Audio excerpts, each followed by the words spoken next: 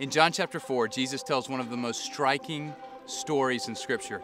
He's on a journey and he's going up to Galilee, and on the way he has to travel through Samaria. While he's traveling through, he stops at a well and has a beautiful encounter with a Samaritan woman.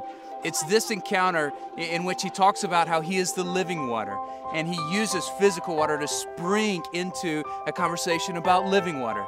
And we see there in the Scriptures exactly what we're looking for here in South Sudan, as clean, flowing, physical water springs into conversation and ministry about the living water of Jesus Christ.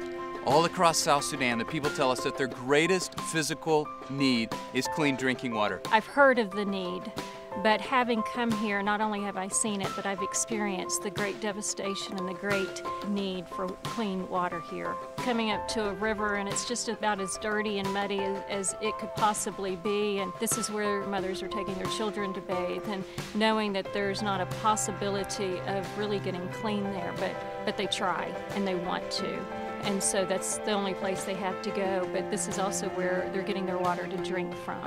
And so the same place they're bathing, they're feeding their children from. And Joseph Wood, Mowell, and Abun, were in Dongitan, Pajaka knocked and Wetung Religiapadi.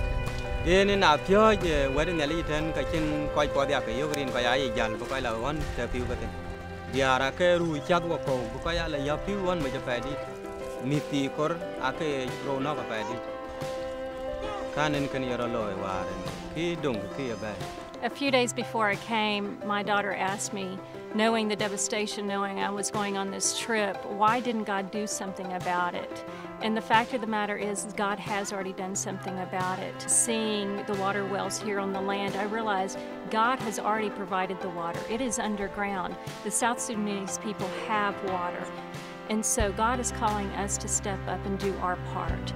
The greatest ministry tends to come when we respond to the greatest need. The strategy of every village revolves around a simple 4-step process where we lead with mission teams and then drill water wells. We send in long-term missionaries and support the entire work with radio. And water there, as the second step, feels such a critical void for us. Since water is the greatest need here, as we go into villages and put water wells in the ground, it allows us to show an incredible expression of the love of Christ.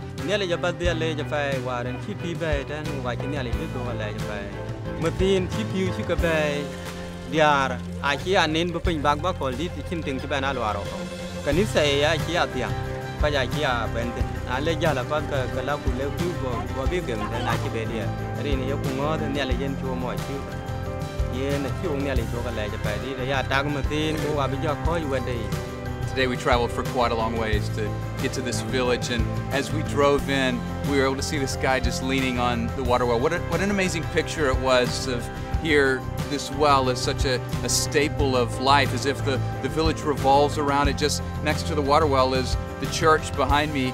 Again, a beautiful picture of physical water and living water. This is life for the thirsty, where every village comes in and impacts the greatest physical need, springing into the greatest need of all, the spiritual need, as life comes to the people of South Sudan, leaving them forever changed.